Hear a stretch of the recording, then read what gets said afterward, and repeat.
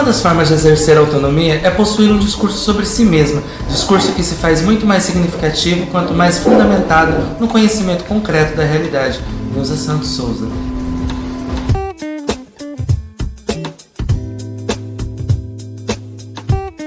Oi gente, eu sou a Vivírus. Oi, eu sou a Fúria. Bem-vindos ao Transcast, um podcast que surgiu a partir da matéria de políticas públicas e movimentos sociais. E a ideia é falar sobre a rede trans, hein? Da nossa trajetória, desafios e perspectivas. Desenvolvendo um material para que mais acolhidos conheçam melhor a rede, se aproximem e se entendam como as próximas páginas dessa história. Nós duas somos membros da própria Rede Trans e entrevistamos mais 2 membros. O Gil, psicólogo formado pela nossa Unesp. E o Thali, que está em formação no curso de psicologia aqui, assim como a gente. Então o trabalho foi pensado para ser uma articulação entre o campo prático e os saberes da psicologia, afirmando nosso discurso sobre nós mesmas.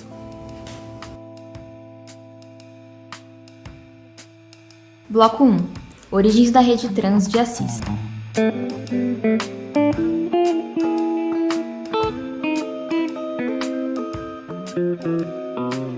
A Rede Trans é um movimento social, ou seja, ela desenvolve ações sociais coletivas de caráter sociopolítico e cultural que possibilitam a organização da população trans e a expressão de suas demandas. A rede é um espaço aberto para pessoas trans, na qual se promove o cuidado coletivo, a organização política para cobranças do poder público mesmo, principalmente em relação à saúde. Assim como a maioria dos movimentos sociais atualmente, a rede atua por meio de redes sociais. Isso mesmo, a Rede Trans foi um projeto que começou durante a pandemia por ciberativismo. Teve sua criação em setembro de 2020, impulsionada pela demanda crescente de hormonização, que era muito grande, tinha muitas pessoas trans que se colocavam em risco, buscando vias alternativas, por não ter acesso a uma hormonização segura, acompanhada, humanizada. A gente começou a ter esse atendimento qualificado aqui em Assis por meio de uma doutora do GIPA, que se interessou por conta própria e foi atrás de como se fazia tudo isso. E depois que ela se aposentou, o serviço se dispersou para as UBS, como é hoje. O GIPA é o Grupo Integrado de Prevenção e Atenção à IST, localizado na Rua Cândido Mota, número 68, aqui em Assis, que realiza testagens gratuitas de segunda a sexta-feira a partir das 7 horas. O Gil teve papel central na articulação inicial, incluindo a criação do grupo no WhatsApp, e a conexão com as diversas pessoas trans da região. No momento do surgimento da rede, as maiores dificuldades eram mais de iniciar um movimento social em formato online durante o isolamento e assim conseguir acessar as pessoas trans do município e da região. Inclusive, a Cleo foi uma das pessoas que chegou, e permanece até hoje. Inclusive, hoje eu vou fazer um show com ela. Ai, amo a Cleo. A Cleo Spiller é uma artista trans lá de Tarumã, a cidade onde eu vim. Conheço ela faz tanto tempo. Muito legal ver isso agora. Bloco 2. Memórias transcestrais. Subjetividade e o lugar das emoções na participação em movimentos sociais.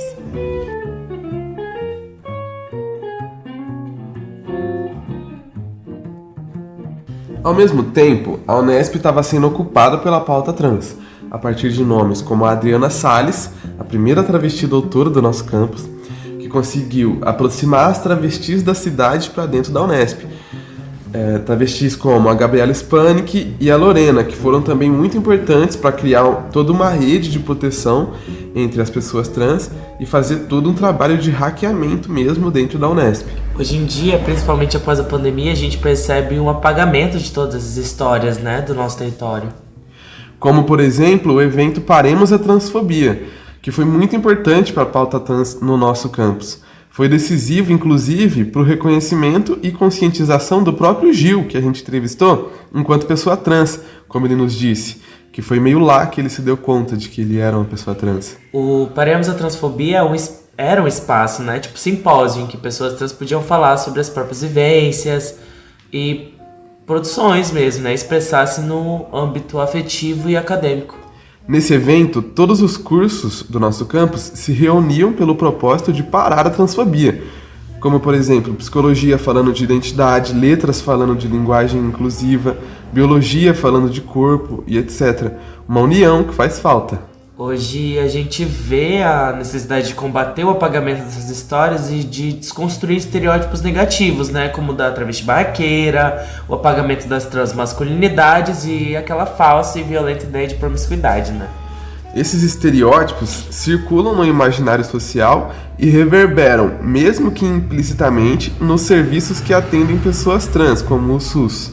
A valorização da memória ancestral é uma fonte de força e inspiração para a luta atual. Esse ideal de valorização da memória é um elemento central na luta das pessoas trans. A ascensão da cultura ballroom, por exemplo. Um salve pra minha casa, a Casa das Duras, não fuck. A ballroom aparece como um espaço vital de celebração, pertencimento, subversão de normas e manifestação da nossa energia transcestral. A ballroom, se promovendo online, demonstra como as redes sociais digitais permitem a circulação de expressões, sexualidades e corporalidades dissidentes dos estabelecidos. E também demonstra como as pessoas estão hackeando os sistemas de monetização da vida, no nosso contexto, e se apropriando de suas ferramentas e tecnologias para produzir resistências, turbulências, desvios e invenções. Bloco 3. A evolução da rede, de acolhimento a movimento social. A rede trans se inicia como espaço de acolhimento e conversa, e mais tarde admitiu esse caráter de movimento social ativo, né, e de protagonismo trans. Esse momento de transição de acolhimento para acolhimento mais ação social é fundamental para que os integrantes da rede se entendessem enquanto seres e corpos políticos, em busca de direitos. A identidade coletiva, segundo Melucci, permite que os atores sociais atuem como sujeitos unificados e demarcados, e que mantenham o controle de sua própria ação. Por outro lado, entretanto, eles podem atuar como corpos coletivos, pois completaram, em alguma medida, o processo construtivo da identidade coletiva. A transição dos encontros online para formatos híbridos e presenciais de 2021 impulsionou o crescimento e a articulação do grupo, assumindo cada vez mais a forma de movimento social. Esse também é o momento em que a rede se afasta da Unesp por entender que naquele momento não estava fazendo muito sentido aquela relação. Mais uma vez, a gente reforça que nos entendemos nesse momento de retomar o campus. É tempo de retomada. A evolução das demandas da rede, de um foco inicial no acesso básico, a harmonização para a exigência de respeito, né, qualidade de atendimento e acesso a direitos mais amplos, incluindo lazer e cultura, divertimento, coisas que o ser humano habitual também necessita. O protagonismo trans é marcante nas iniciativas da rede, como as capacitações para profissionais da saúde, onde a própria rede trans assume o papel de formadora, um marco histórico de autonomia.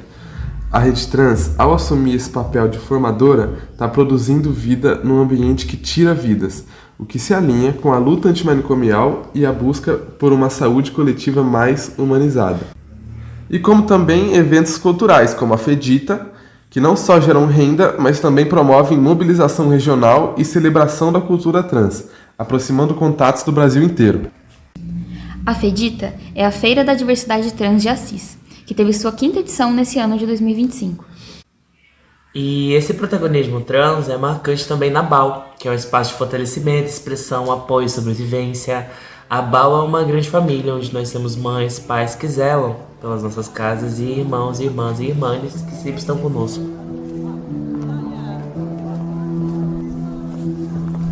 Bloco 4. Psicologia, políticas públicas e as formas de hackeamento institucional.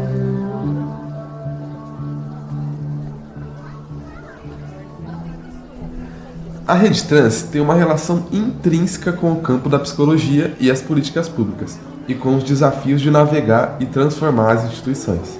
Como dito antes, percebe-se que as instituições de saúde e cuidado tradicionalmente se colocam contra pessoas trans, no sentido de que mesmo que existam garantias legais, o tratamento na prática pode ser violento, deslegitimador e constrangedor. Nós conversamos com Gil e o Tali sobre como a própria psicologia tradicional, com seu histórico de violência contra pessoas trans, tende a patologizar os nossos corpos e subjetividades. Existem desafios práticos de lidar com instituições e a transfobia institucional presente em espaços como o SUS e a própria universidade. A psicologia está despreparada para lidar com os nossos corpos e tem dificuldade de nos acolher sem reproduzir microagressões. Por isso, existe uma necessidade de uma perspectiva de gênero da psicologia para combater a transfobia, as estratégias de enfrentamento, organização coletiva, conhecimento de leis, furar o sistema. O Tali nos disse isso, né? Podem ser conectadas à ideia de fortalecimento da cidadania e transformação social e as possibilidades e desafios da atuação profissional da psicologia nas políticas públicas. É nesse sentido que a gente acredita que existe um potencial transformador da atuação de psicólogos trans que produzem atualmente saberes a partir de suas próprias vivências e exigem uma psicologia mais aberta e radical. Na própria instituição, na Unesp, existe um distanciamento em relação aos coletivos de modo geral. É importante trazer pessoas trans para a Unesp e garantir a permanência de seus corpos, que sejam vistos com humanidade. Por tudo isso, entendemos a Rede Trans como uma máquina de guerra na conquista de mecanismos e projetos que impactam diretamente na vida das pessoas trans. Bloco 5. Conexões e futuro. A Rede Trans e o movimento LGBT. A gente percebe um distanciamento entre o movimento trans e os coletivos LGBT. Existe um apagamento histórico constante do protagonismo trans no movimento LGBT, mais amplo, negligenciando o papel de vanguarda que as travestis sempre desempenharam no Brasil e no mundo. Se faz necessária uma união e luta própria para garantir direitos e visibilidade, reivindicando demandas particulares. Enfatizamos a crítica ao pink money e ao assimilacionismo que, por vezes, afasta a luta política. Percebe-se que a pauta trans, ao desestabilizar a norma, ocupa um lugar mais radical no cenário político e social. É necessário reavivar a memória da rede trans, seus feitos que são apagados, bem como vários movimentos menores que existiram em Assis e hoje nem se ouve falar deles. Como o Tali nos disse, isso faz parte do transcentramento, do traviarcado. Isso faz parte de todas as tecnologias que a gente vai produzindo. Enquanto sonhos coletivos e próximos passos da Rede Trans, a gente vê a continuidade da luta, o fomento do transcentramento e da transcentralidade, a expansão da cultura ballroom e a garantia do direito de sonhar. Nesse sentido, a identidade da rede tematiza a justiça social e a solidariedade, e principalmente a liberdade de autonomia constitutiva do sujeito. Quando falamos de autonomia, não é no sentido individual, mas no sentido sugerido por Von, da inserção na sociedade, da inclusão social, de autodeterminação com soberania. Encerramento. Potencial subversivo da psicologia. Reforçamos a força e a importância da coletividade e movimentos sociais. A memória transcestral, a resiliência e o empoderamento da rede trans são linhas de fuga às capturas cis-normatizantes. Com essas reflexões, entendemos que a psicologia ainda opera de forma muito binária e precisa ser reformulada, se abrir mais, porque suas regras não comportam nossos corpos trans. Além disso, a psicologia em sua origem foi estrategicamente organizada para minar o dissidente, exterminar o que foge à norma e controlar populações. Tradicionalmente, patologizou os corpos trans e isso tem que ser subvertido. Mas acreditamos na potência da psicologia. Pensar os corpos e a sexualidade para além daquilo que é imposto compulsoriamente, olhar com humanidade para formas de existências que vão além do binário, pois não são apenas os corpos trans que não cabem dentro dessa binariedade, dessa cisgeneridade. Nenhum corpo cabe dentro disso. Como mensagem final, afirmamos que nossos corpos não são só sofrimento. A gente também vive, a gente também dança, a gente se ama. Deixamos um convite, então, à reflexão para os nossos ouvintes sobre a importância de cobrar das instituições, correr atrás e produzir vida em nossos próprios contextos. O Transcast, ao expor as realidades e as lutas da rede trans, serve como um diagnóstico e uma inspiração para futuras intervenções psicossociais que os estudantes e a comunidade podem desenvolver.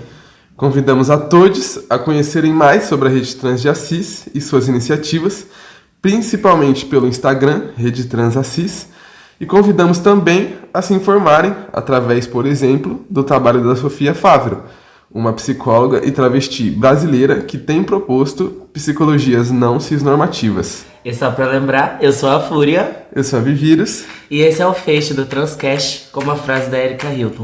Já não cabe mais uma sociedade sem nós e que se construa nos excluindo. Povoada, quem falou que eu ando só? Nessa terra, nesse chão de meu Deus, sou um a mais, não sou só. Povoada, quem falou que eu ando só? Tenho em mim mais de muitos, sou um a mais, não sou só.